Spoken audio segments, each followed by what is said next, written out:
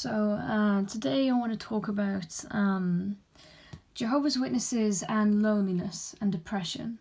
Now, it's quite strange for a religion that bases itself on love and claims that they are the happiest people, on earth and everything, and that so many Jehovah's Witnesses seem to suffer from depression and loneliness.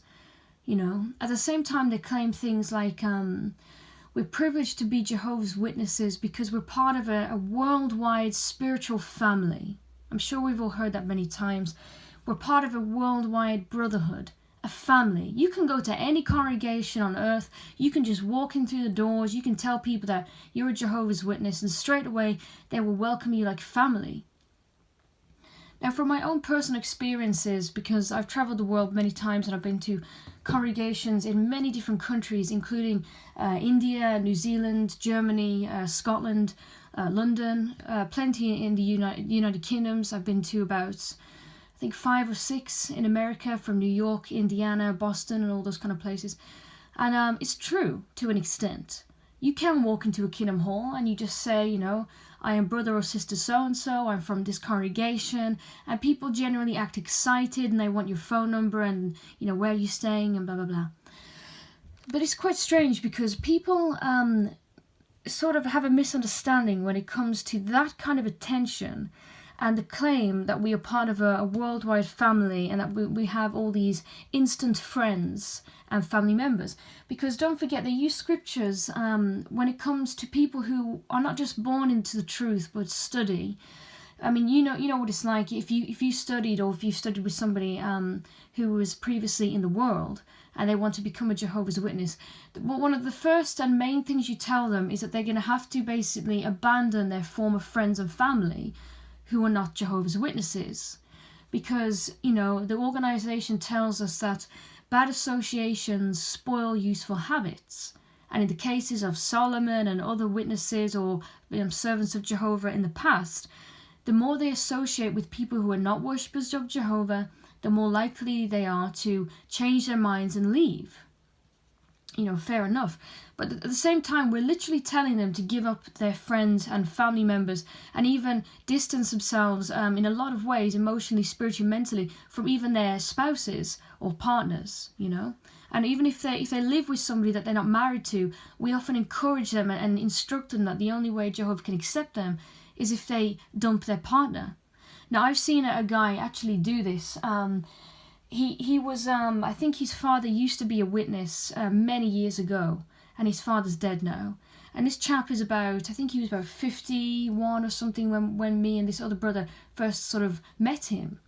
And the older brother I was working on the ministry with, he recognized this guy, and he was like, hey, your dad used to be a witness many years ago, and we used to know him.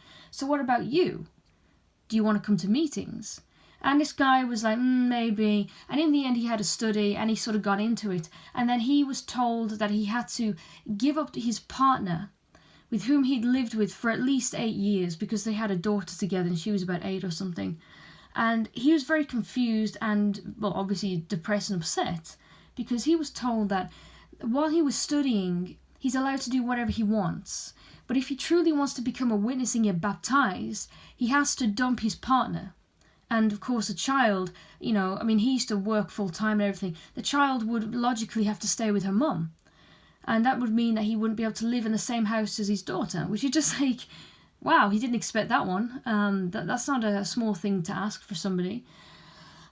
So in the end, he did just that. Thankfully, he moved into a place that was very near his old home, so he wasn't that far away.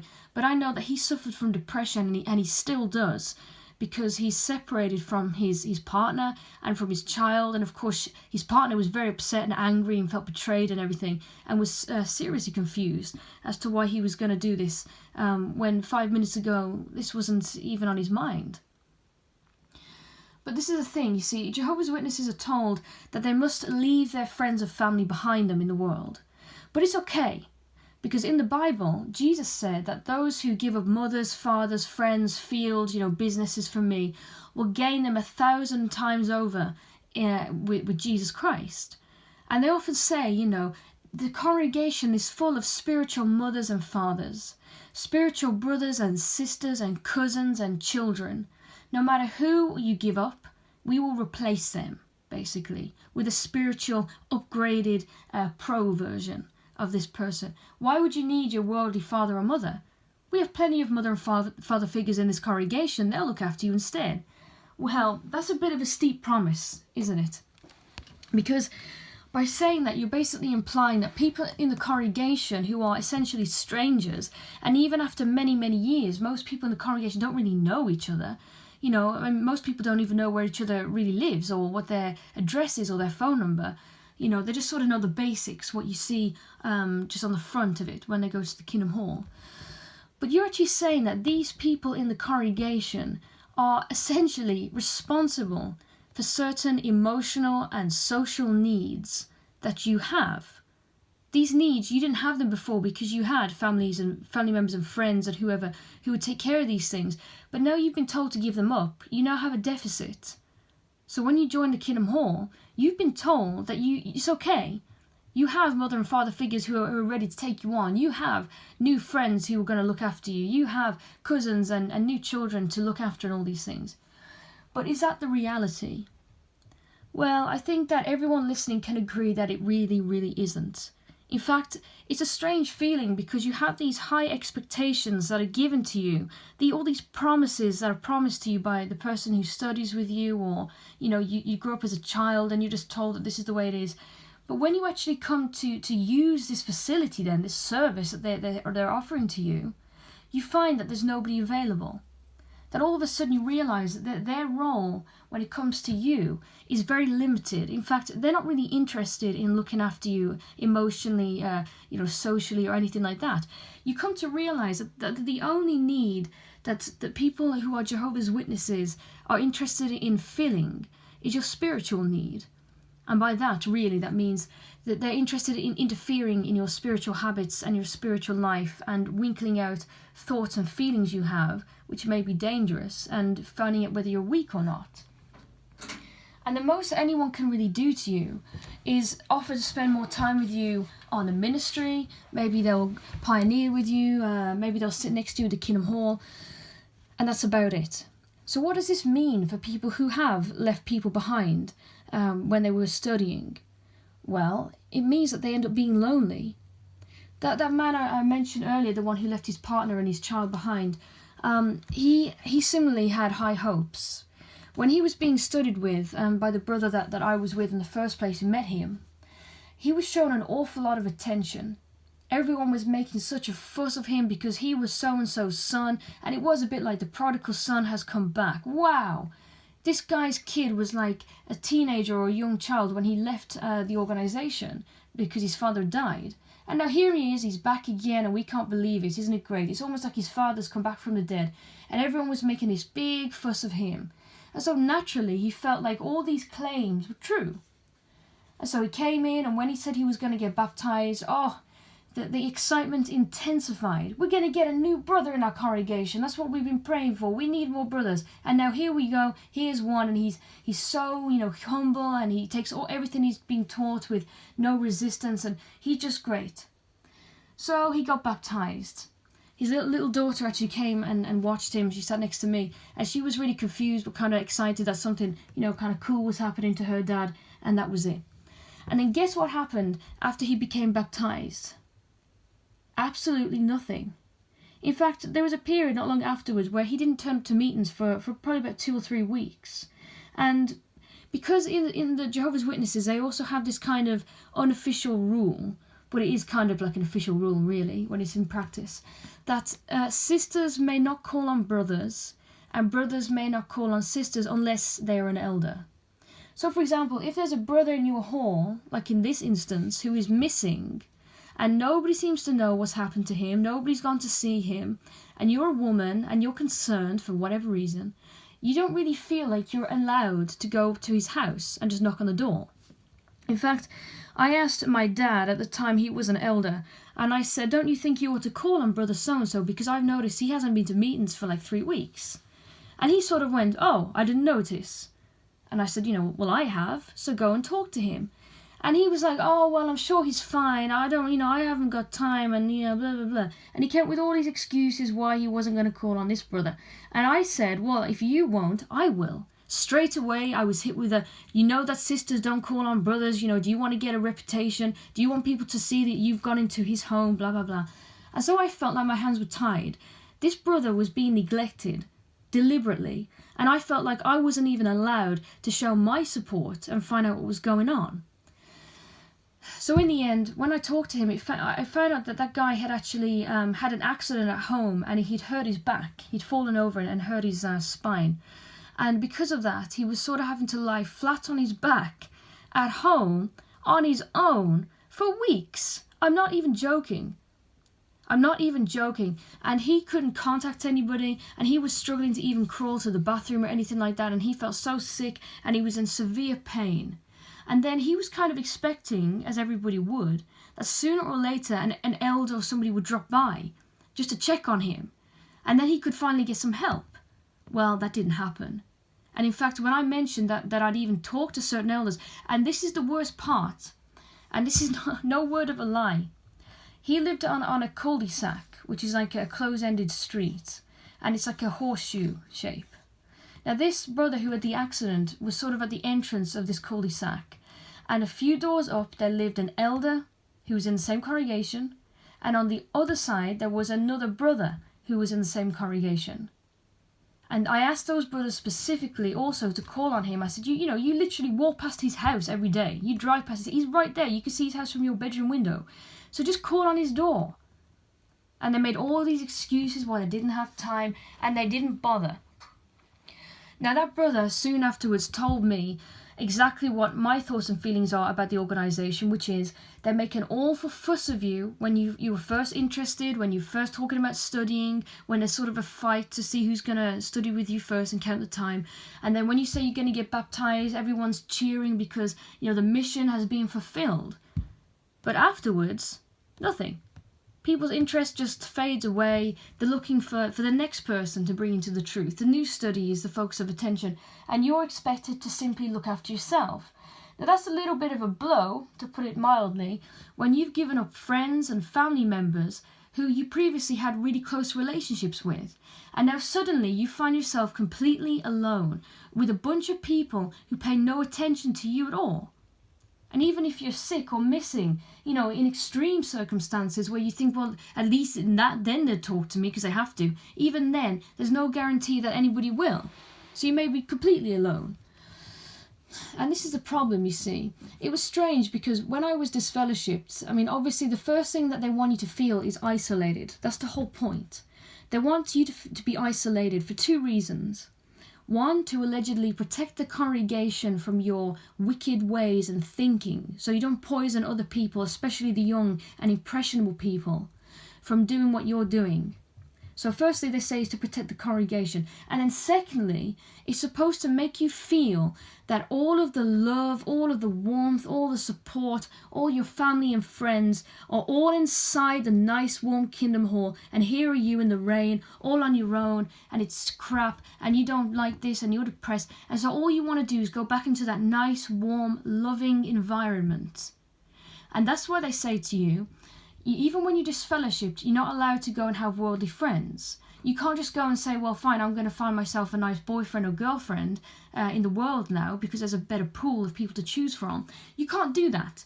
Because if the elders get wind that you are associating with non-witnesses, they will take that as a definite indication that you are not repentant, that your aim is not to become one of Jehovah's people. So what they're actually saying is that for an indefinite period of time, maybe forever, you have to be completely alone.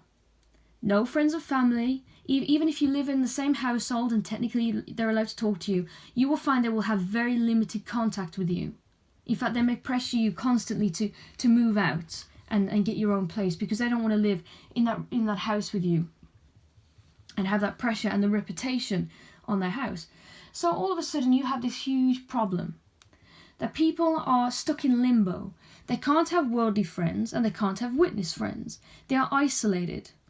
So when I came back into the truth and I was reinstated And honestly, the main reason I did that was because I was tired of this stigma above my head. I was tired of this reputation that I was allegedly carrying around with me, that I'm disfellowshipped. I was sick of the guilt on my conscience. I was sick of not being able to go to other congregations and just pretending I was a witness, because, you can't do that.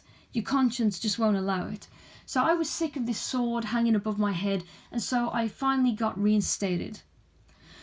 And the first thing I did, I visited an elderly brother and sister that sort of were like grandparents to me for a long time. It's ever since I was sort of born, they've been in that capacity of grandparents, because, my other grandparents live far away, and these people there, their own children and grandchildren moved far away as well. So they had a need, I had a need, and they sort of filled it.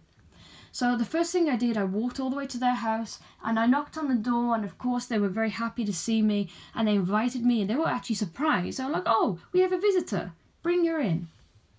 So I went in. And of course they were asking me, how have you been? And I asked them, how have you been after all these years? And they sort of mentioned, I think they didn't really think about what they were saying here, because they sort of said that I was the first visitor they'd had in over 6 months.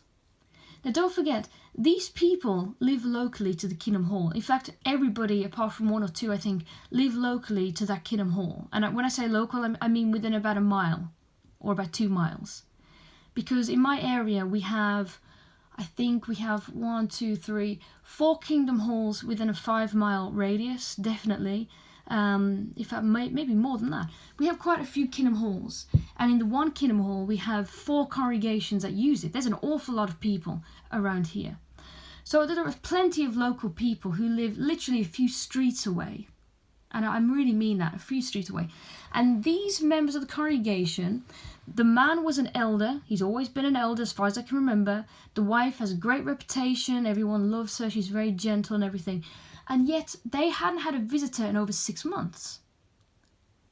And they are regular to meetings every single week. They're regular on the ministry. They're just like familiar faces. In fact, if they're missing, people do notice and say, "Where have they gone?" because they're not here. And so I was not even trying to conceal how disgusted and, I won't say shocked, because, I know this goes on, but I was angry that this was happening to them and they still weren't seeing what they were literally saying to me. Because I felt like I was less isolated than them when I was disfellowshipped than people who were actually in the truth and in like the best standing you could possibly be without being some kind of like super duper, CO or Bethelite or whatever. In a standard congregation, they can't really get much better than that. And yet they said they hadn't seen anybody for months. And I said, that's funny you say that, because nearly everybody I talk to in this congregation alone has the same story. Everybody lives locally and nobody sees anybody. And I said, why don't you just go and visit people then in their homes? And they say, well, we always feel like we're intruding. People are busy. When we turn up, they don't really seem happy. They feel like, oh no, we've got like guests and they're interrupting our lives. And people generally talk to us for like 10 minutes, 15 minutes. They may invite us in for like an hour or something. And then they sort of want us to go. And that's it. So on the basic line, they don't feel welcome. And they don't feel like people are approachable. So they can't just go knocking on people's doors, ironically, and just go in and have a chat in a social way. So that really does contribute to loneliness, especially with elderly ones or people who are shy or whatever, and they feel like they don't want to just go and knock on somebody's door and sort of force a conversation, because if you wait for them to come to you, you're going to be waiting a hell of a long time. I mean, it's terrible that the first visitor they had in ages was a recently reinstated person who last week was disfellowshipped. That's how bad it was. Now, another reason I find, especially with the youngsters, why they are lonely, and I know this was true of myself, definitely, is the lack of people in your congregation. Because, I mean, let's face it, the congregation itself is like a miniature world. From your congregation, you will select your friends. You will select your marriage partner. So out of all the billions of human beings on this earth, people expect to find the person they're going to spend the rest of their life with. And if you're a Jehovah's Witness, you believe that's going to be everlasting life, potentially. So that's like forever, literally, with a person that just happens to be in your congregation. Now, I know a lot of people who married somebody who was just conveniently in their congregation, or maybe the next one over. And you know what? It's pathetic.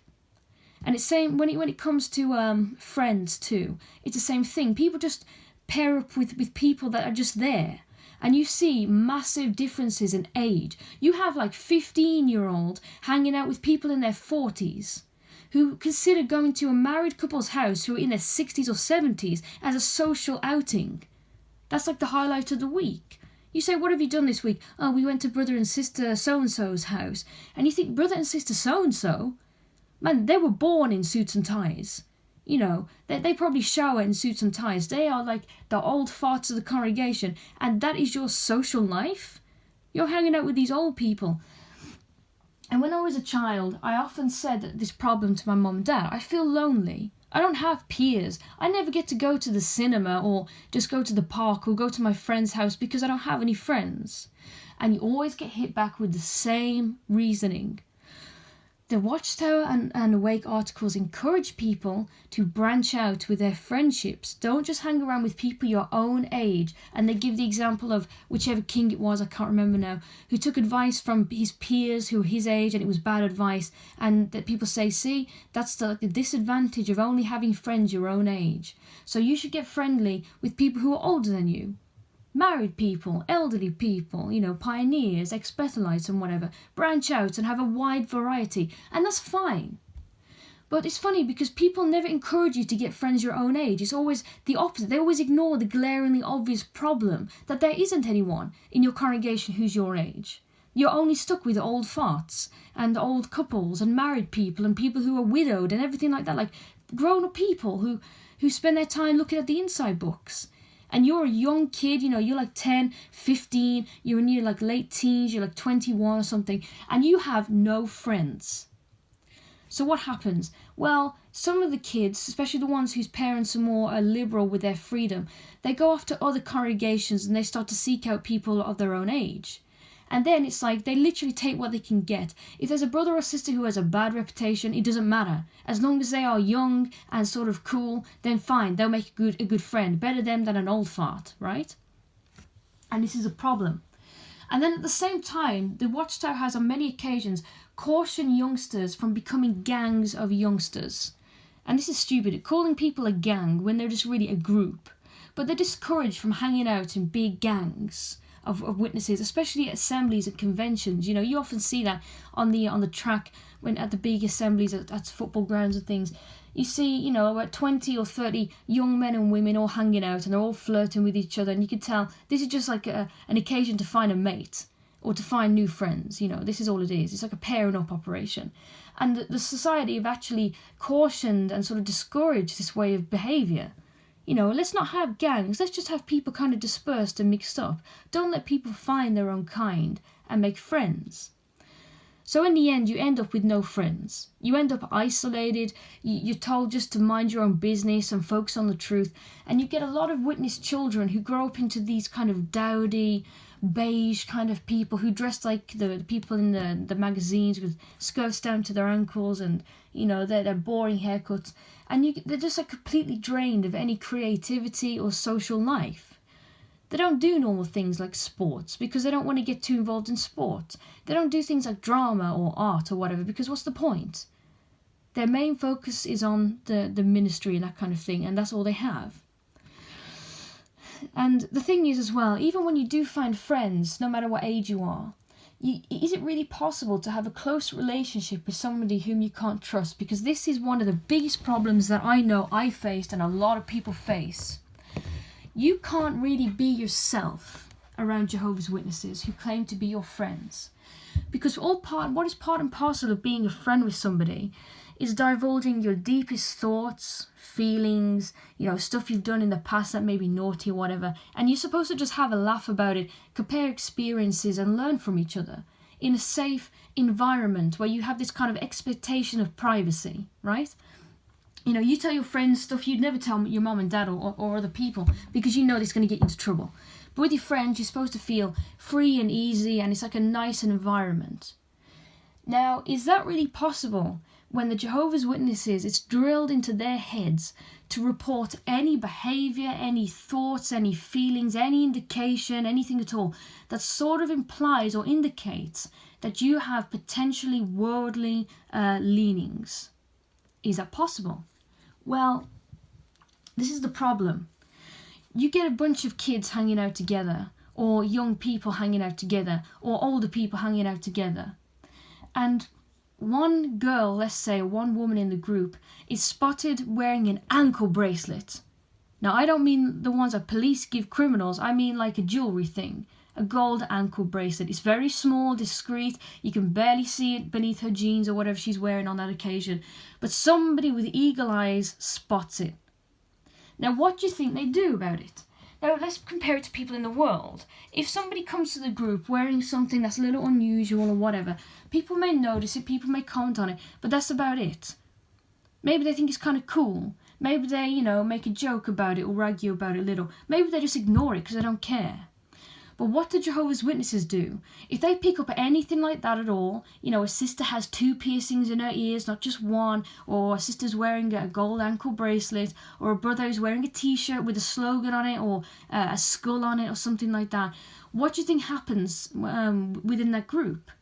Well, it stops becoming a friendly gathering and environment, and instead becomes kind of like a chastisement session. All your friends pick on you. Why are you wearing that bracelet? Do you think that's Christian? Where'd you get it from? Does your mum and dad know? Do they know that you're wearing this thing? What do you think the elders would say? Don't you know about worldly attitudes, about dressing, grooming? I wouldn't wear it. And it starts to become full of judgment. And then you get scared, because what's the next step? They report you to your parents, or they report you to the elders. And then you get into trouble.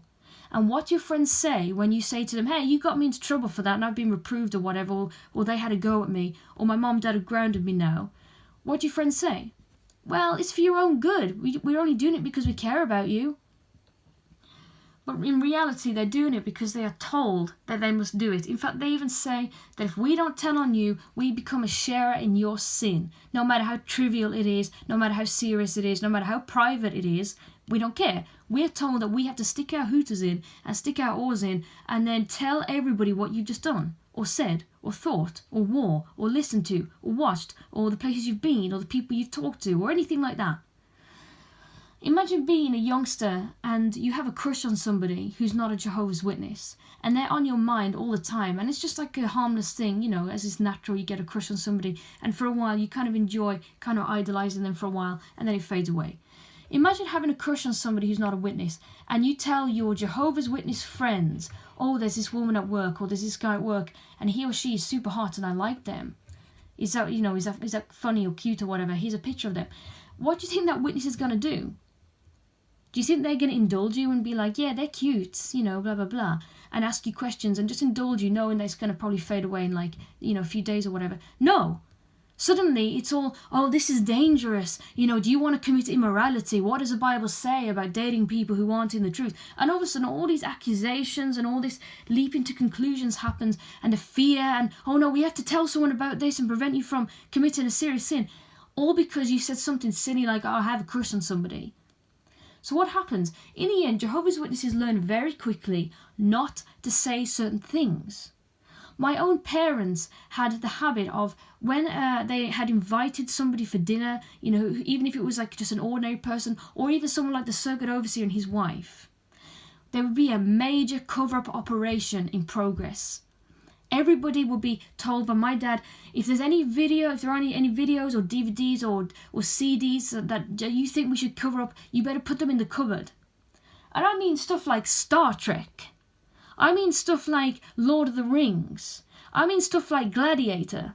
Those kind of films. My dad suddenly looked at them with new eyes and he was like, oh no, what if that brother or sister thinks that we're into the occult because we watch Pirates of the Caribbean and it's about the undead and witches and things?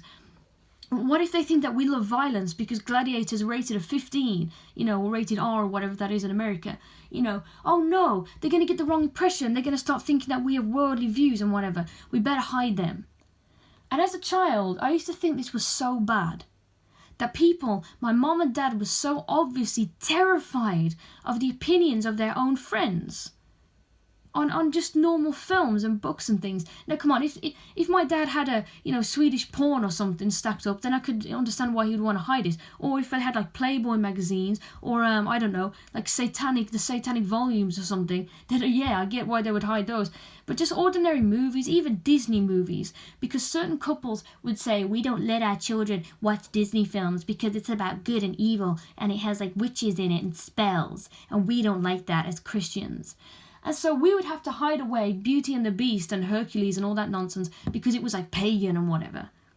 Even though we personally, our Christian conscience, said it was okay for us to watch, we'd have to hide it. And when I challenged my mum and dad about it, they'd say things like, oh, we don't want to stumble others. Stumble? What the hell does that mean? Does that really mean stumble as in someone would be honestly and genuinely so confused that their faith would be depleted by seeing something that's so shocking to them? Or really does it mean we want to avoid the judgment that we're inevitably going to get, even if it's just a look or a grunt or a mouth, the cut of the mouth? We don't want that. We want just no confrontations during this dinner. And that really says something. And when it comes to actual social gatherings, this is something I find is a result of people who are lonely, people who have very limited friendships and who don't do any social activities. This is something I see a lot, actually. Jehovah's Witnesses, as you know, do not celebrate Christmas. They don't celebrate Easter, Valentine's Day, Mother's Day, birthdays, Father's Day, Grandmother's Day, or whatever other day there is in this world. They don't have any of these celebrations. So in general, witnesses don't really have many parties.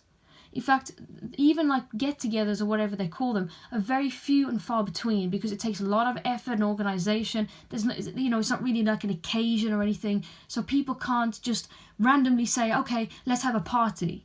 Because, what if nobody turns up? So it's not very common to have these get-togethers. In my life, I've probably been to about 3, probably. And that was from different congregations as well, not just mine. So this is the problem that I see a lot. And it's the issue of when people get married, a lot of Jehovah's Witnesses become horribly offended that they were not invited to that wedding. On the other hand, you get people who get married and they have ridiculous amounts of people who turn up. Because, and this is the reason that I think this happens, I may be wrong, but this is from my own observations with everything else taken into account. This is my theory when it comes to Jehovah's Witnesses and their offence when they're not invited to weddings and things like that.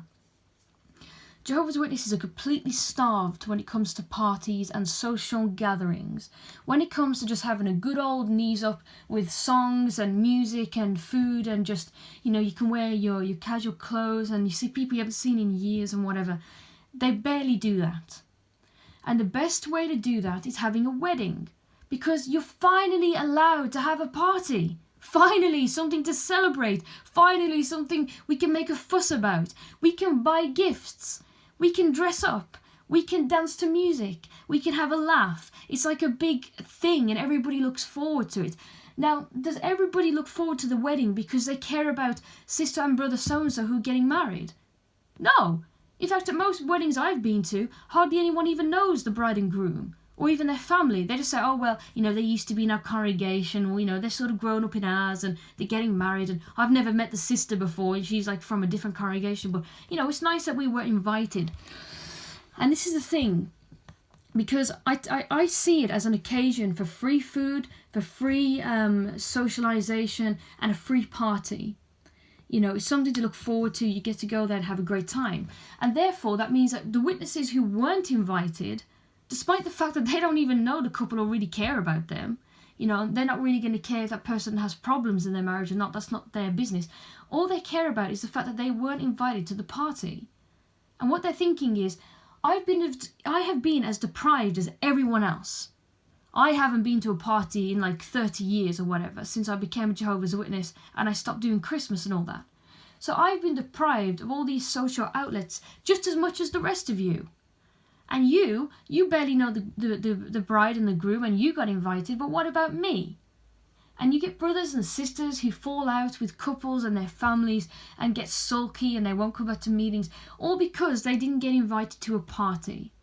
And then that means that Jehovah's Witness couples who get married feel like they are under intense pressure to invite as many people as possible because it's like we have to invite everyone from my congregation, from your congregation, from our old congregations, from my parents' congregations, people from abroad. Then it comes down to our friends and family that we care about and that we definitely want there.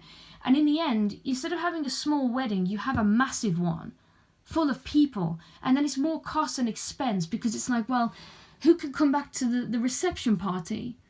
Well, we have to pay for all these people and their meals, and it becomes like a big stress bomb, and everyone is afraid of offending people. And it's stupid. It should be a joyous occasion, not a competition to see who has the fun and who doesn't, you know. It's kind of stupid like that. And you know, like, it's not even uncommon that when Jehovah's Witnesses do go to parties, that it's often reported that many of them lose control completely. You get brothers or sisters who have some alcohol because there's a bar there, and everybody, you know, has a drink in moderation, but they're so excited because finally this is a party and we can all relax there and the rules don't matter anymore. You get brothers and sisters going crazy and dancing like, you know, like maniacs, and being maybe sexual or whatever, or drinking too much, or getting really excited and eating too much food and stuff like that. And we've actually had counsel about this kind of thing, that when it comes to parties, we must be careful not to let them get out of control, and for witnesses to sort of going crazy and become like disruptive, because it's almost like they've been so repressed that once they're let off the leash for a few hours, they go absolutely crazy. And of course it causes problems, but it's an obvious sign of an unhealthy social life. It's all about being repressed and oppressed, and then suddenly feeling like you can't handle your emotions and freedom. You're just going nuts. But the society almost uses that reaction, the effect, and they ignore the cause, you know, that made this thing happen. But they focus on the effect and use this as a reason to discourage witnesses from, you know, having parties and things like this very often, because what they say is, well, you guys have parties and you all go crazy. We can't trust you to regulate this, and don't forget Jehovah's name is in question and whatever. So it doesn't happen that way. You know, Jehovah's Witnesses start to be discouraged from having parties and things like that. And that's quite depressing, you know, when we're stuck in this culture of we never celebrate anything, we never have fun, we don't let loose or whatever. It's up to us in our private lives to get some relief or release in these areas. And some people just don't have the means, the resources, you know, they want to do it in a group and they can't, and it just becomes a chore instead of something that we enjoy.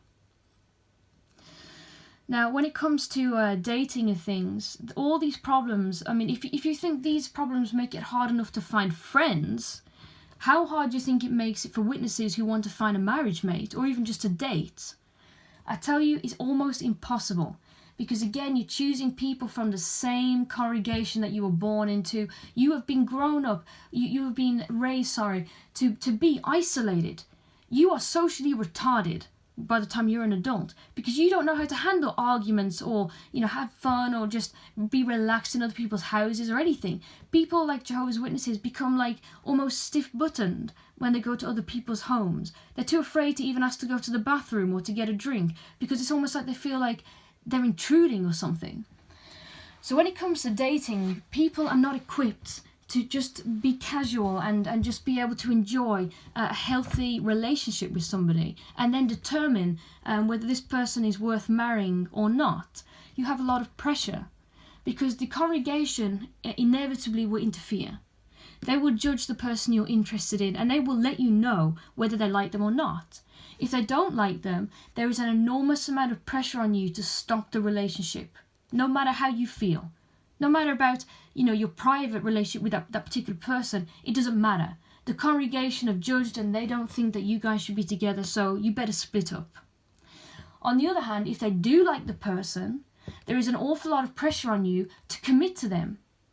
And what the problem is that you get young people or whoever dating casually, and then all of a sudden one of the people thinks, you know what, this isn't for me. I don't like this brother or sister as much as I thought I did. They have, you know, funny thoughts and feelings about things. I don't think that we should get married. I want to stop this now.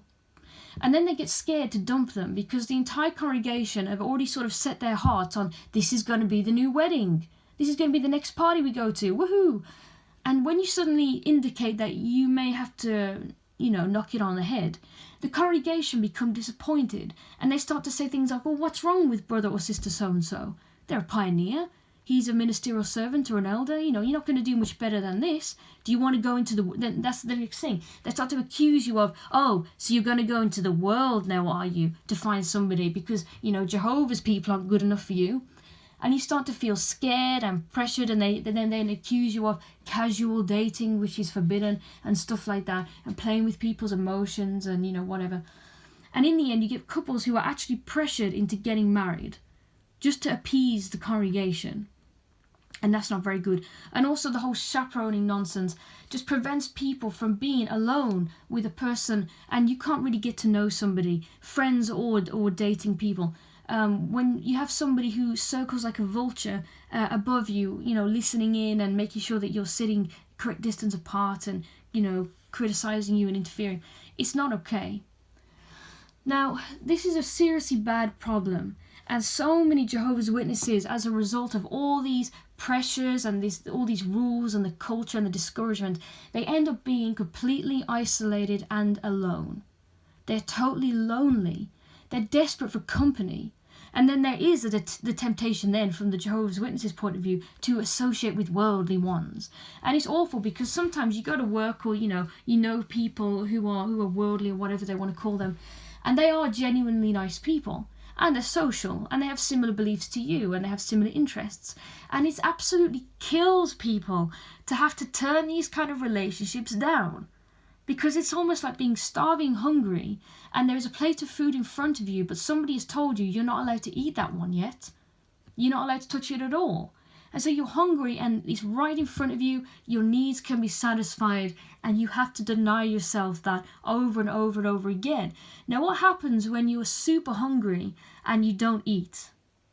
Well, as a former anorexic, I can tell you exactly what happens when you're really, really hungry and you deny yourself food for long enough. You go through various stages. You feel really hungry at first. Your stomach feels like it's full of water. You feel like you would eat anything or anybody if it was put in front of you. You become almost desperate for food. And then what happens is your body almost recognizes that nothing is going to happen. And the call from your stomach, please feed me, starts to get quiet. And in the end, you get to a point where you're so hungry, you don't even feel hungry anymore. In fact, if someone offered you food, you often reject it and say, no, it's okay. I'm hungry, but I don't want to eat. And it's kind of sad, actually, because it's like with people who are found and they're starving, or with anorexics or whatever, it's actually very hard to make them eat again, because their body has gotten used to that pain and that need for so long that in the end the body, it's almost like it has to reverse itself to go back to wanting food again. Because it's so used to wanting it and not getting it, it just kind of accepts it and closes up. Now, I find that's the case with Jehovah's Witnesses, especially the older ones now. They come to a point where they kind of just give up. And they accept that life is just going to be this way. And they start to say things like, oh, in the new system, that's when we will be happy. In the new system, that's when we'll have friends. I look to the future. One brother, I remember he actually said to me when we were talking about dating, I think he was about 55 at the time. And I don't mean I was talking about dating him, because, sadly, even though that's not very uncommon, I didn't do that. But he was talking about being single. And he said in the end, with a sigh of he just kind of gave up. He said, I am a AAA brother. I'm an AAA. And I said, what the heck is a AAA brother? He said, available after Armageddon. And I started to laugh. I said, well, what do you mean? And he said, well, I've been trying to get a sister for so long and it's not going to happen. So I've kind of accepted in the new world, Jehovah will find me a mate. So I'm a AAA brother. I'm available after Armageddon. And I thought, oh my God, that is the most depressing thing I've ever heard. And it's sadly common. A lot of Jehovah's Witnesses consider themselves to be triple A's when it comes to dating, marriage, and friendship. I'll have to sort it out in the new system. I'll find friends after Armageddon. I'll find a husband or a wife after Armageddon. And they kind of just say, well, I'll leave it in God's hands. And I hate that fatalistic kind of giving up surrender attitude. Fine, we surrender. Leave it to God. I'm done trying now. I'm done expecting this now. I'll just accept my life as cold and empty as it is, and that's fine with me. But you know what? When you look at the Bible and you look at Jesus Christ, and everything is based on love and, actually being proactive in all these areas and improving your life, then why do we have this attitude that being empty and cold is okay? It's not good at all.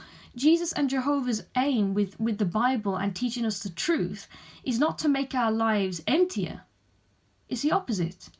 They want to make our lives more full. It says that Jehovah is the happy God. Jesus had plenty of friends and social people. He had female friends, male friends, people he knew very well, like Lazarus and Mary and Martha, people that he didn't know that good and he just sort of saw them occasionally, and that's fine. And yet Jehovah's Witnesses are being kept isolated. They're discouraged from social activities. Everybody's attention is purely on the ministry and meetings. So, as I always say, if you are in fact a Jehovah's Witness listening to this, and you have doubts or you're just curious or whatever, first of all, naughty you, because you shouldn't be on here, but good for you anyway for listening to somebody else's thoughts and feelings, because at the end of the day you have to be fully informed to make that decision, right? If you want to remain a witness, fine, that's cool, you can do that. If you don't, fine, that's cool, you can do that. As long as you know both sides, then it's up to you.